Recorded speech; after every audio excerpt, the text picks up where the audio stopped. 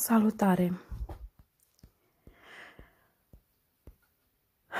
În ultima vreme am fost răscolită pe toate părțile interioare și exterioare de diverse emoții și feluri de a gândi dovedite pe parcursul anilor.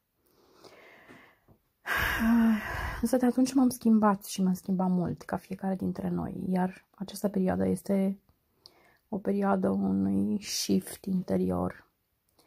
În același timp, trecerea dintre trecut și prezent, adică acest shift, poate fi confuz și dureros, căci în momentul eliberării de trecut ies la suprafață o mulțime de frici, mai mici sau mai mari, după cum le percepe fiecare, și pentru că înțeleg ce înseamnă să-ți fugă pământul de sub picioare și să ai percepția că întreaga ta lume nu mai este cum era, și pentru că înțeleg ce înseamnă să nu mai poți funcționa ca înainte, înțeleg cum este să nu știi încotro să o apuci, iar în tot timpul acestei schimbări interioare ești nevoit măcar să par funcțional pentru restul lumii.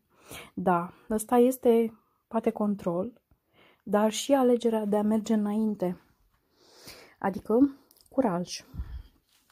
Și pentru că înțeleg toate acestea, le împărtășesc, căci și mă rog, căci rugăciunea este subiectul acestei împărtășiri. Mă rog pentru curaj, mă rog pentru claritate, mă rog ca trecerea de la o schimbare interioară profundă la alta să fie blândă.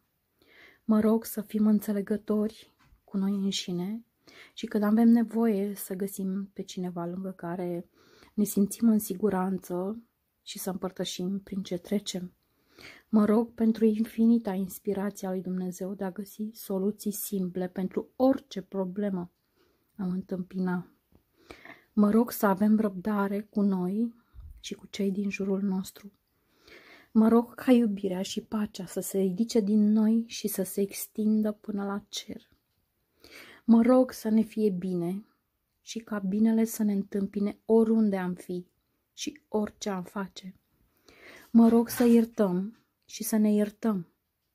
Dar înainte de toate, îi mulțumesc lui Dumnezeu pentru toate și mulțumesc oricui m-a ajutat vreodată, mult sau puțin.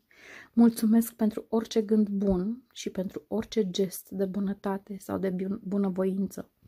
Și chiar pentru cele care nu mi s-au părut bune, căci ele m-au condus către cine sunt acum. Mulțumesc pentru toate. Amin.